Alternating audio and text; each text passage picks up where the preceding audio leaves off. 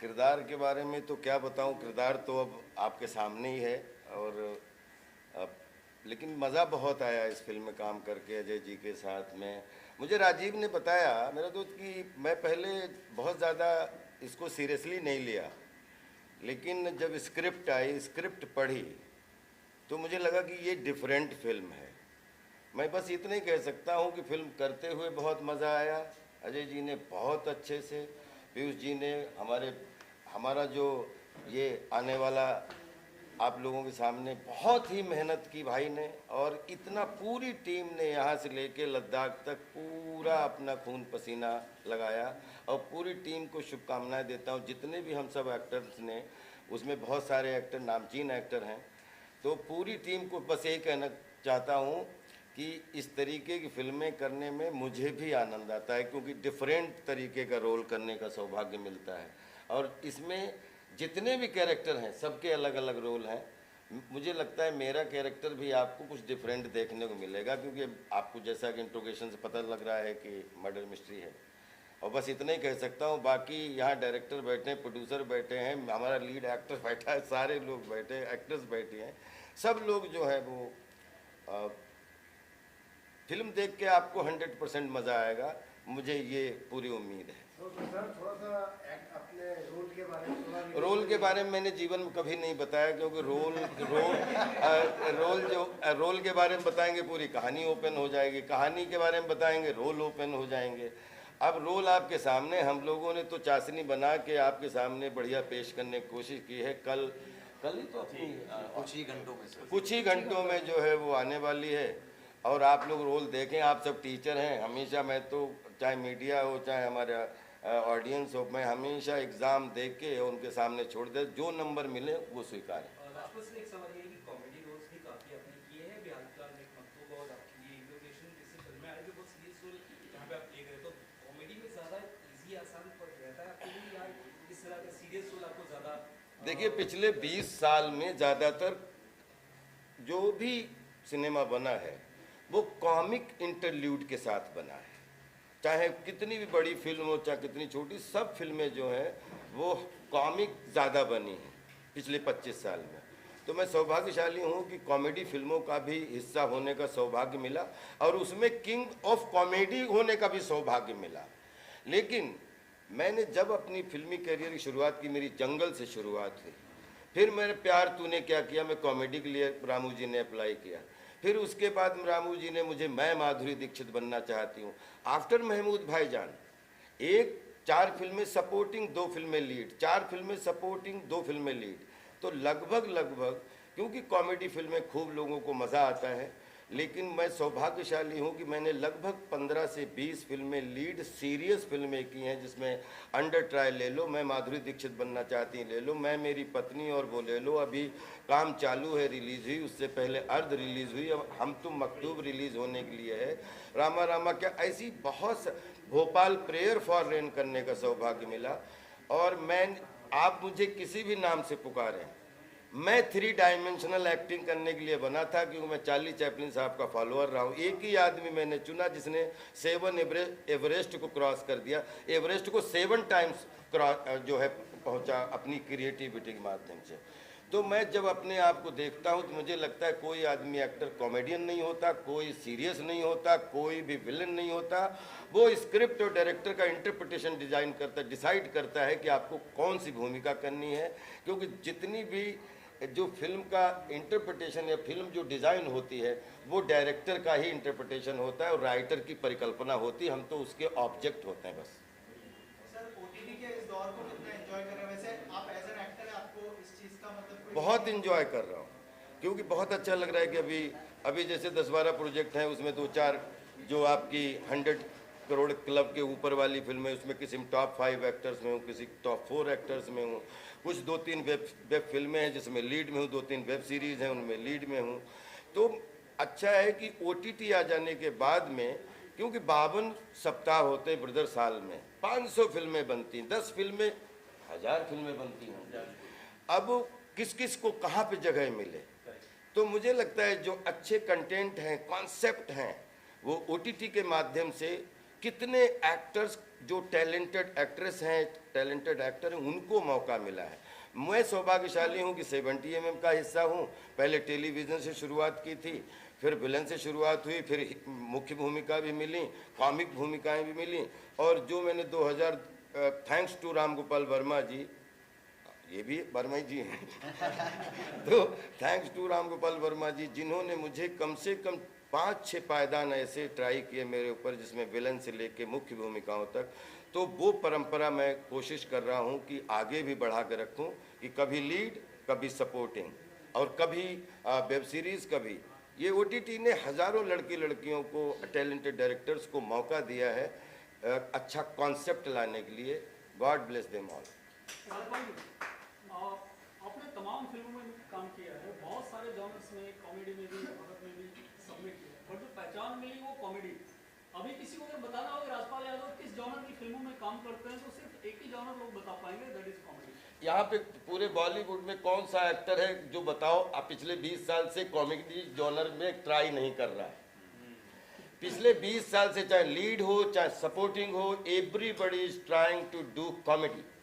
और उसमें अगर 500 लोग कॉमेडी ट्राई कर रहे हैं और राजपाल यादव को पहचान उसमें भी मिल रही है, पहचान जंगल में भी मिल रही है। मैं माधुरी दीक्षित बनना चाहती हूँ, टॉप 7 एक्टर्स में बेस्ट एक्टर का नॉमिनेशन पाए एक छोटी सी फिल्म, तो इससे बढ़िया और क्या हो सकता है मेरे लिए। एक हाफ सेंचुरी में लगभग 500 चरित्र, 11-12 साल से लगातार एक्टिंग कर रहा हूँ, कभी थिएटर में, कभी नुक्कड़ में, कभी टेलीविज़न पे, कभी फिल्मों में, और एक्टिंग ही करता चला आ रहा हूँ। जॉनर आप डिसाइड करो, हम तो अभिनय करने के लिए बने हैं। क्या क्राइटेरिया होता है जब आप किसी भी किरदार को चुनते हैं? अगर मैं student, every day is beginning day, every day is learning day. मुझे लगता है 97 में जब मैं मुंबई आया था, I was a Noon struggler. In 2025 I am well Noon beginner, nothing. अच्छा, फिल्मों में ज्यादातर होता है, अगर कॉमेडी की फिल्में की बात करें तो आपको इम्प्रोवाइजेशन का चांस ज्यादा मिलता है, ऐसा मैंने सुना है। ऐसा नहीं है, ये डायरेक्टर बैठा एक शब्द की भी इम्प्रोवाइजेशन नहीं दिया इसमें, और अगर हम लोगों ने किया तो काट दिया। तो हम लोग कभी इम्प्रोवाइज नहीं करते, हमारी बाउंड्रीज होती हैं। जो अच्छा एक्टर होगा वो डिसिप्लिन्ड ही होगा, वो डायरेक्टर के इंटरप्रिटेशन से बाहर जा ही नहीं सकता।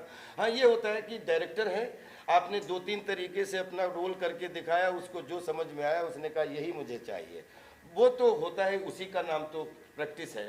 कि बोलते हैं हम लोग किसी भी लेवल पे डायरेक्टर की बाउंड्री से बाहर नहीं जाते, नहीं तो इनडिसिप्लिन डायरेक्टर एक्टर हो जाता है। हम जो भी करते हैं वो डायरेक्टर की इंटरप्रिटेशन की बाउंड्री में, उसके मकान में ही रह के काम करते हैं।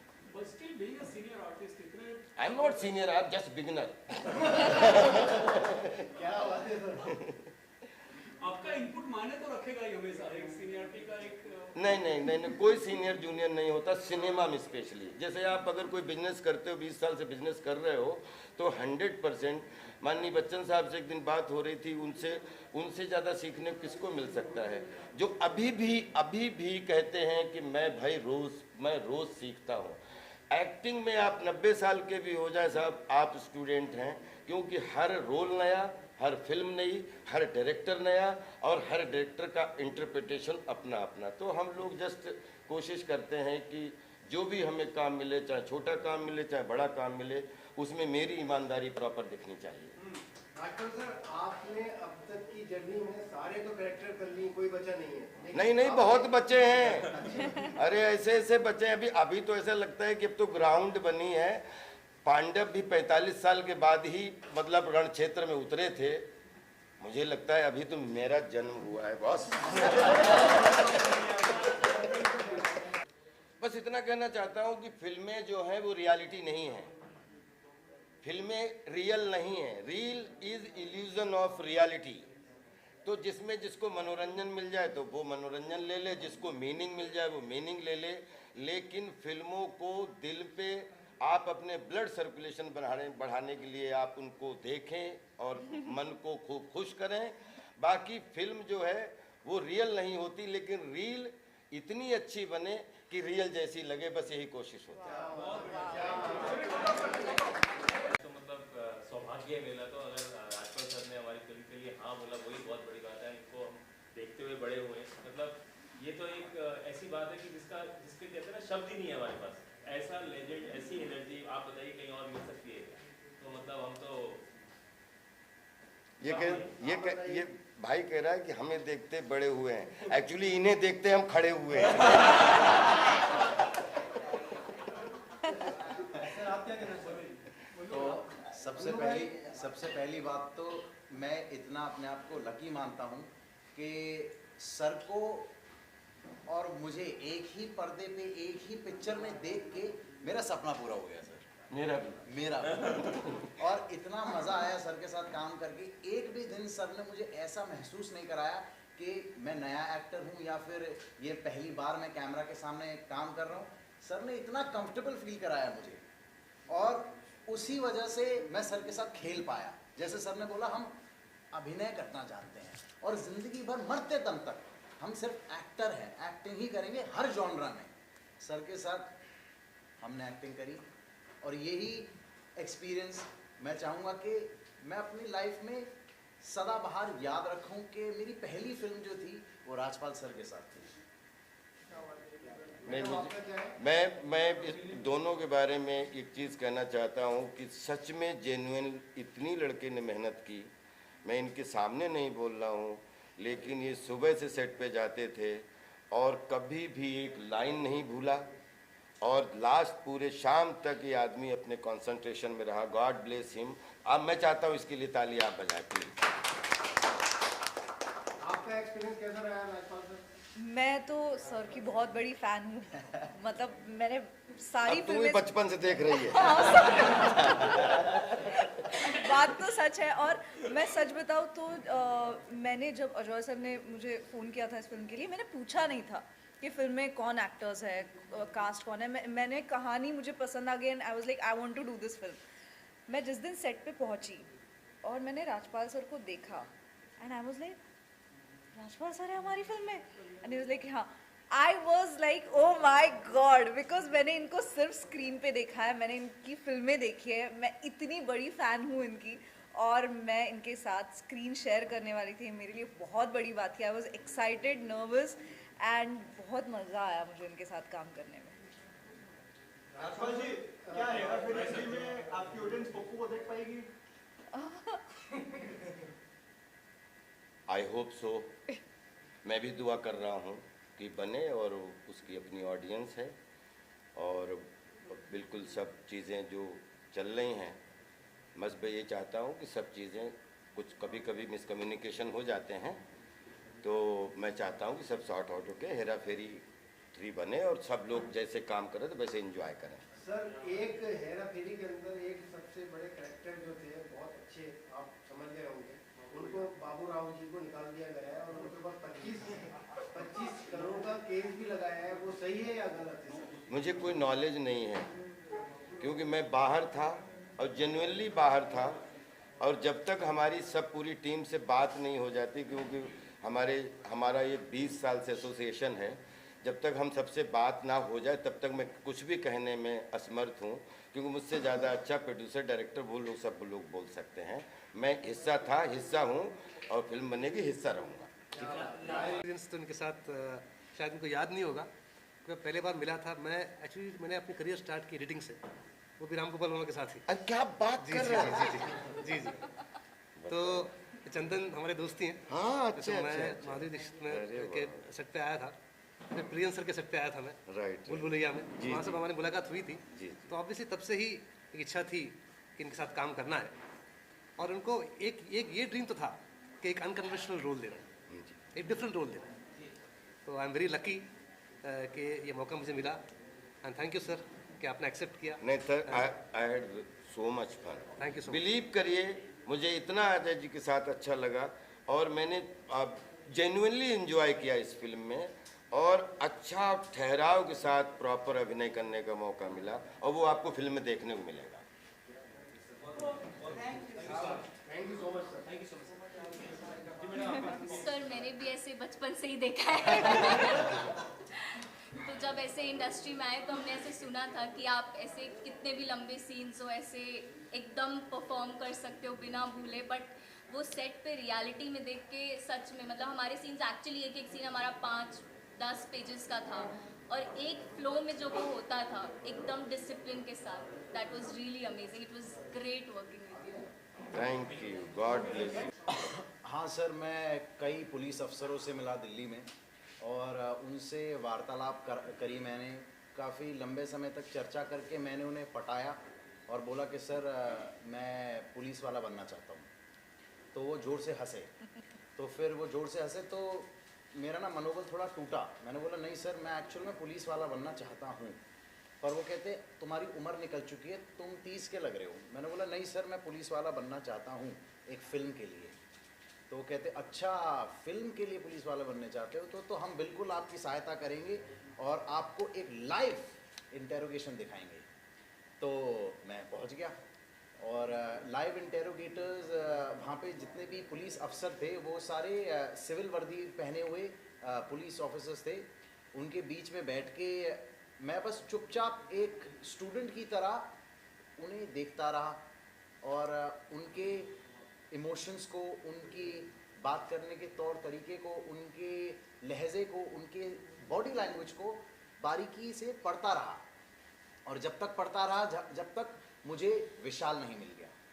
और एक समय ऐसा आया जब एक पुलिस अफसर जो और ये हाल ही में जब ये एक्चुअल इंटेरोगेशन इन्वेस्टिगेशन चल रही थी तो मेरे साइड में ही इनकाउंटर्ड क्रिमिनल लेटा हुआ था, आधी टांग टूटी हुई थी उसकी. और मैं उसकी तरफ देख रहा हूँ और मैं पुलिस वाले की तरफ देख रहा हूँ, फिर मैं उसकी तरफ देख रहा हूँ. फिर वहाँ से एक पुलिस वाला आया और आपने ट्रेलर में भी देखा होगा जैसे मैंने पैर रखा था उस पर, वो पुलिस वाले ने एक्चुअल में मेरे सामने कुर्सी के साइड में पैर रखा. और ये मैंने अजय सर को बताया. मैंने बोला सर देखिए मेरी पहली फिल्म है, मैं अगर कुछ चाहूँ, आपने इतना बड़ा मुझे रोल दिया है, सबसे पहली बात उसके लिए बहुत बहुत धन्यवाद. बट अगर मेरी एक छोटी सी भी रिक्वेस्ट होएगी तो मैं ये कहूँगा कि मेरे कैरेक्टर की जो कैरेक्टर का जो इंट्रोडक्शन होगा फिल्म में वो मेरा पैर रखते हुए होना चाहिए, जो कि मेरी इंस्पिरेशन उस एक्चुअल इंटेरोगेशन से ली गई थी. तो बहुत सबसे पहले तो वो जो इंस्पेक्टर थे उनके लिए सर अगर आप ये इंटरव्यू देख रहे हैं तो बहुत बहुत धन्यवाद. आपका आपकी लात मैंने कॉपी करके मैंने उस फिल्म में वो लात लगाई है और कई किरदारों को मेरे किरदार ने लातें मारी हैं. Thank you. आप क्या कहना चाहेंगे? मेरा बहुत ही एक इंटरेस्टिंग और एक मिस्टीरियस कैरेक्टर है जिसका नाम है तारा इस फिल्म में. और जैसे कि ये 4 सस्पेक्ट्स है तो she is one of the suspects in that film. ज़्यादा मैं रिवील नहीं करना चाहती अपने किरदार के बारे में क्योंकि जैसे ये सस्पेंस रिवील होता है वैसे उसके कैरेक्टर के बारे में भी रिवील होता है. वो दिखती एक है, कुछ है और ही, तो वो क्या है वो आप फिल्म देख के ही आपको समझ में आ जाएगा. But it was a very interesting character to play. और एक्चुअली मज़ेदार बात मेरे कैरेक्टर की ये है, इनफैक्ट मेरी कास्टिंग की ये है कि मैं 2 दिन पहले मेरा कास्टिंग हुआ था इस फिल्म में. एंड बहुत सी चीज़ें मैं धीरे धीरे समझ पाई हूँ जैसे हमारा शूट आगे बढ़ने लगा वैसे. सो मेरे लिए भी एक सस्पेंस रिवील होने जैसा ये शूट था जिसके बारे में अजय सर और इंटरेस्टिंगली बता पाएंगे कि क्या हुआ था exactly. But yeah quite a fun film to shoot.